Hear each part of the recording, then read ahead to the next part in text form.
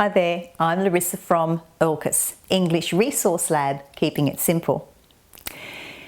This is part 2 of talking about for and since. If you watched part 1, you will have learned that we use for to talk about a period of time. And we use since to talk about something that started in the past at a very specific time and has continued up to now. So in this video, what I want to focus in on are the types of verbs that we use in sentences that contain the words for and since. Jane has played the piano for 5 years. Present perfect. Jane has been playing the piano since 2015.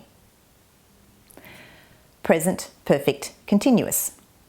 And we can use the present perfect continuous for sentences that contain the word since. But if we look at the main verb in both of these sentences, the verb is play. Play is an action verb. What's an action verb? An action verb is a verb where you can see through observation. You can see the person doing whatever it is the verb is. You can see Jane playing the piano. I drive. You can see that. I talk. You can see me talking. He drinks. She sleeps. You can see a person doing those things, and so those verbs are action verbs. But there are so many verbs in English where you can't see the person doing that particular verb. I love chocolate. I love chocolate. Love. You can't see the fact that I love chocolate. Not unless you're standing right in front of me and I'm devouring a whole block of chocolate, where you can probably guess that I love chocolate. But I can be eating a bit of chocolate and you really don't know if I love it or not. And so we're going to have a look at a number of verbs in this video that we use with for and since sentences. We can't use the present perfect continuous with since where the verb is non-continuous. That is the main rule. Now, non-continuous verbs fall into 4 categories, and they are 1. States. You seem rather anxious. She appears to be angry. Jackson loves watching science fiction. 2. Opinions. Sue thinks they should change the menu. I prefer dark chocolate to white. Monica prefers to take the bus instead of the train. 3. Needs. Luke wants more sleep. Mary needs a glass of wine right now. I wish I were on holiday in France. And 4. Senses. Can you hear that noise outside? That roast smells fabulous. I can taste the chili in the salad. All of these verbs that you've just heard are non-action verbs or non-continuous verbs. And the reason they're called non-continuous is because we cannot use those verbs in a continuous tense aspect. So we can't use these verbs in a sentence that contains the word since and the perfect present continuous. So we're going to have a look at 5 verbs that are non-action verbs or non-continuous verbs. And there are many, many verbs in English that fall into this category of non-action verbs, but we can really only look at 5 here. And those 5 verbs are going to be 1. Value, To wish, adore, hate, and know. I know. So we're going to have a look at some examples now of these verbs and whether to use for or since or how to do that. And when we finish with that, we're going to look at some very typical mistakes that I've been hearing for years from students. So let's start off and have a look at some examples with the verb value. Laura has valued Colin's opinion for years. Here we use the present perfect. You cannot say Laura has been valuing Colin's opinions for years.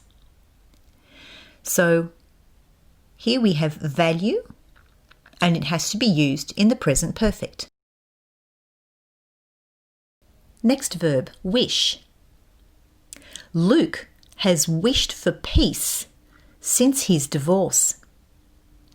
We can't say Luke has been wishing for peace since his divorce. Next verb, adore. Jackie has adored that coat since she bought it. We cannot say Jackie has been adoring that coat since she bought it. Hate. I have hated tripe for years. Again, we cannot say I have been hating tripe for years. And lastly, the verb know. I have known Helen for a long time. We can't say I have been knowing Helen for a long time. So now let's have a look at some example sentences where these particular sentences are really common mistakes. I've heard students for many years say these types of sentences repeatedly. I keep hearing the same mistakes all the time. So we're going to have a look at those sentences and then we'll have a look at how we should be saying them or writing them. So let's go. I study English since last year. He is reading for more than an hour. Jane is practicing the piano since last week. I am at the dentist since lunchtime.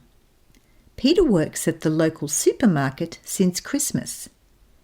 The shop opens since 9 a.m. If we look at each one of these sentences, we can see the main verb. Study, is reading, is practicing, am, works, and opens. All of these verbs have the present in common. Study, am, works, opens is all about the simple present. So we can't say these sentences. Nor can we say is reading or is practicing. Both of these verbs clash. You can't use the present continuous because we're talking about something that you're doing right now. When you talk about for, you're talking about a period of time. And of course you can't use the present continuous with since, again, because something that's happening right now clashes with the fact that since refers to something that began at a specific time in the past. So let's quickly look at each one of these sentences individually. So we know we can't say I study English since last year. I have been studying English since last year.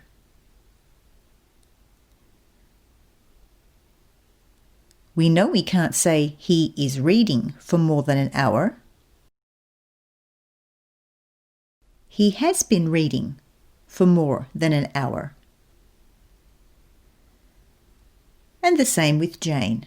We can only say Jane has been practicing the piano since last week. And the next sentence, we need to say, I have been at the dentist since lunchtime.